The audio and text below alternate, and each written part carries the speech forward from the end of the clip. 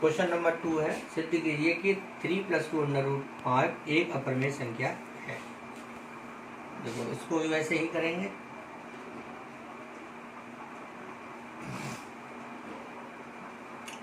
माना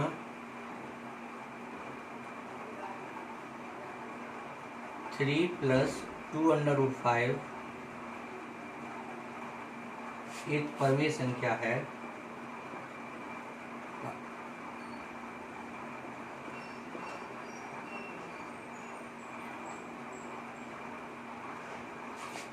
जो दिए गए के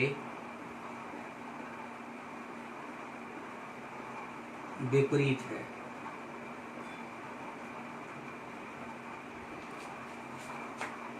ठीक, अब जब ये परिमेय संख्या है तो इस संख्या को हम क्या लिखेंगे, a/b के रूप में। तो यहाँ पर लिखो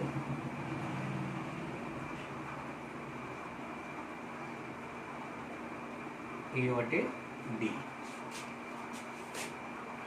यहाँ पे लिखो a और b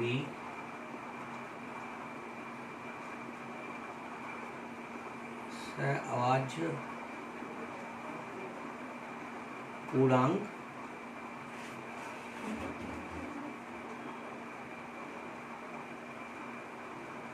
है। b is not equal 0। ठीक है, सहअभाज्य पूर्णांक है a और b। देखिए इसको,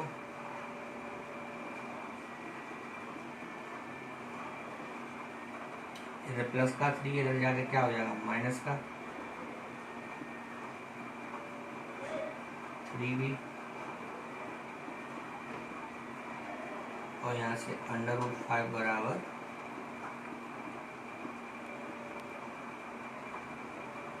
2b। ठीक, अब यहाँ पर देखो a और b क्या है, पूर्णांक है। a और b पूर्णांक है।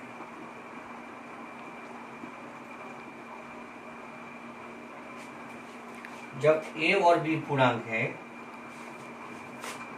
तो a - 3b/2b क्या होगी, एक परिमेय संख्या होगी। तो a - 3b/2b एक परिमेय संख्या होगी।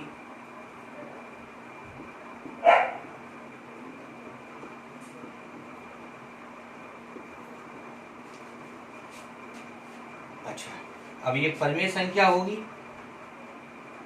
तो अंडर रूट 5 भी एक परिमेय संख्या होगी।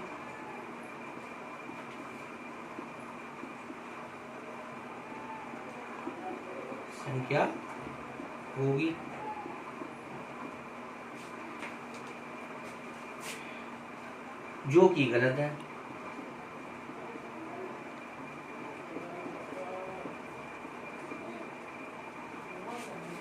जो कि गलत है क्योंकि अंडर रूट 5 क्या है, एक अपरिमेय संख्या, जो हम उसमें सिद्ध कर सकते हैं।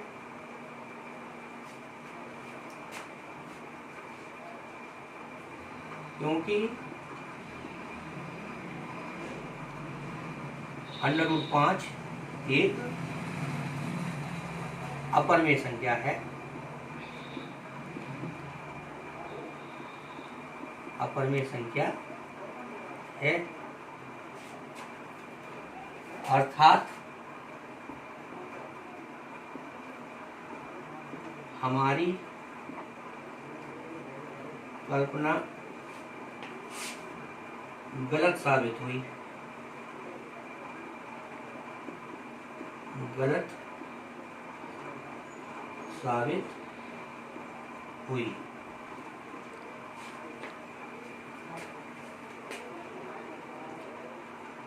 इसलिए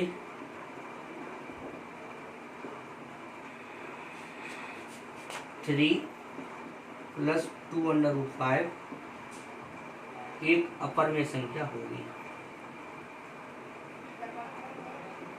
अपरिमेय संख्या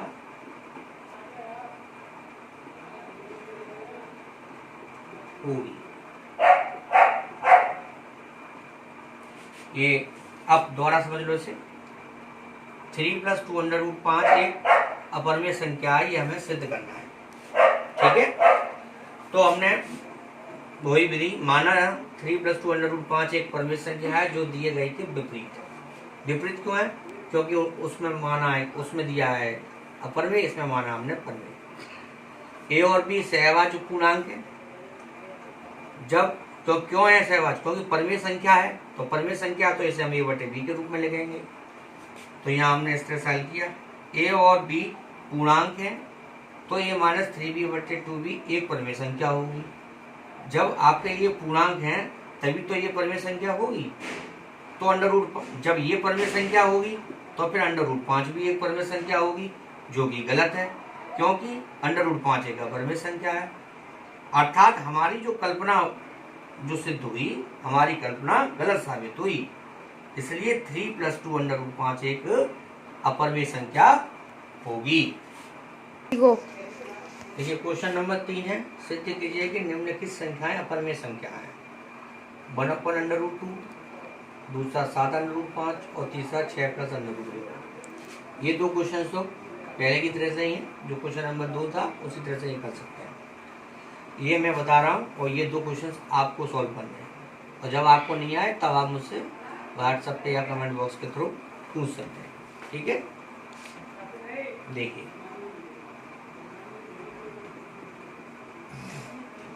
पहला कर रहे हैं 1/√2। माना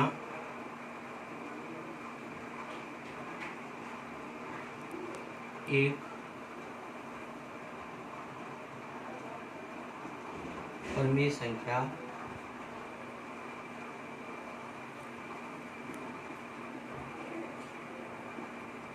है जो दिए गए के विपरीत है।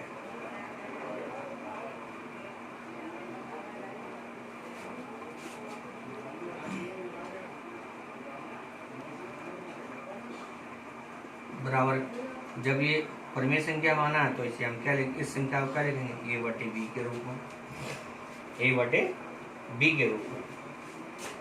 तो यहाँ a और b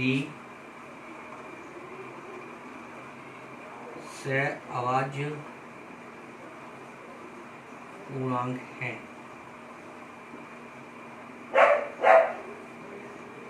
b ≠ 0। a और b सहअभाज्य पूर्णांक है। सहअभाज्य का अर्थ तो वही है, एक के अलावा दूसरा कोई वनिष्ठ वर्णखंड ना हो। देखो b = √2a लिख दिया हमने। लिखेंगे दोनों पक्षों में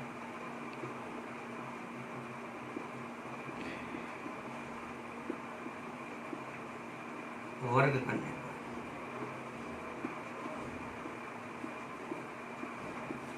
पर दो, b² बराबर जो हो गया 2a।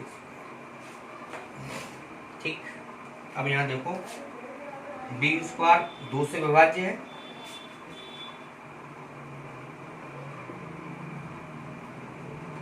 b² 2 से विभाज्य है।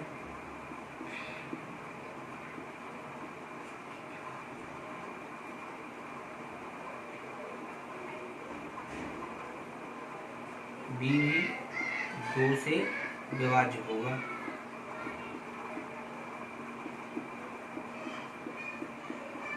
इसे मान लो कथन A और इसको मान लो समीकरण A। ठीक, अब यहाँ पर देखो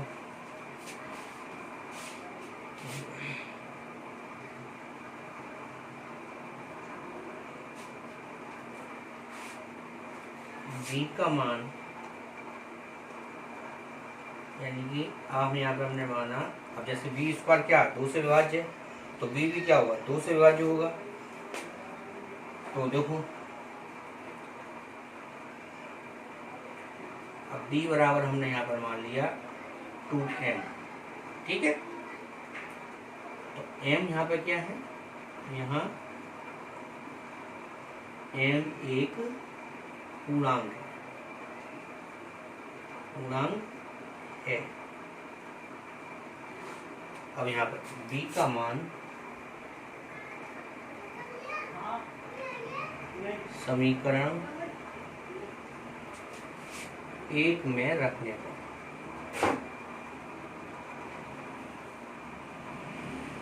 रख दो b का मान, b बराबर 2m इसमें रख दो, क्या हो जाएगा 2m स्क्वायर बराबर 2a स्क्वायर।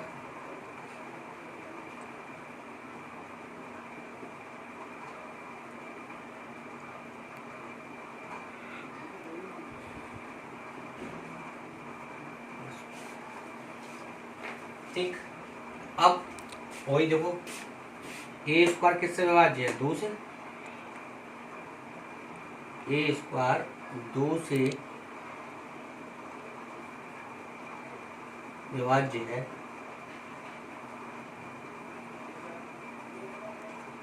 तो ए भी 2 से विभाज्य होगा,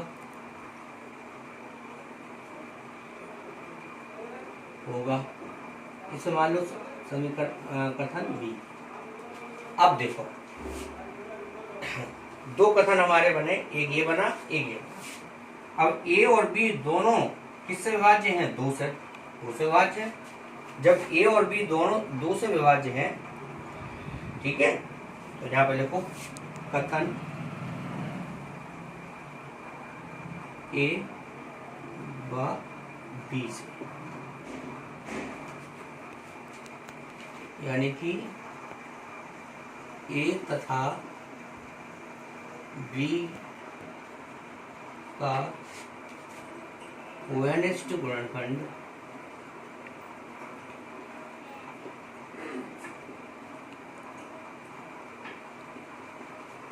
क्या हुआ 2 हुआ।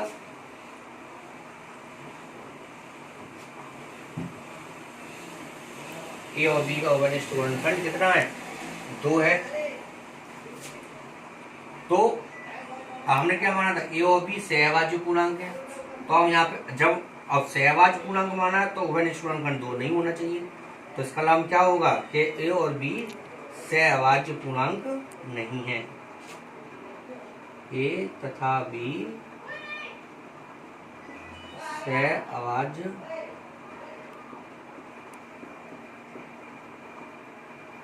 पूर्णांक नहीं है।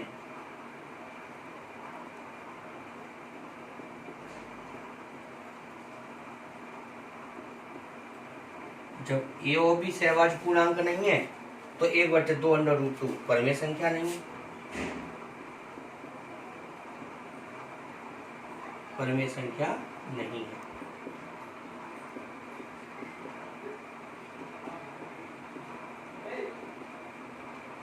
अर्थात 1/2 एक अपरमेय संख्या होगी, अपरमेय संख्या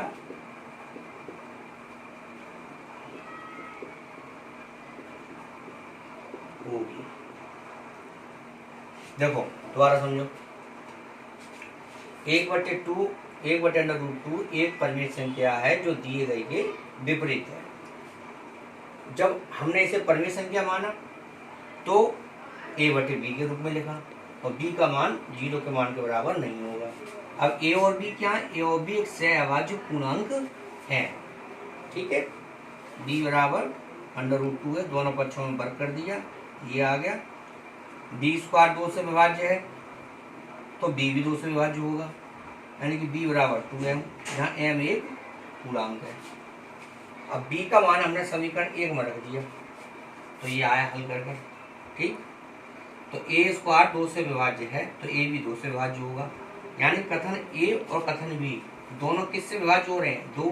तो 2 क्या हुआ? ए और बी का वनिष्ठ गुणनखंड।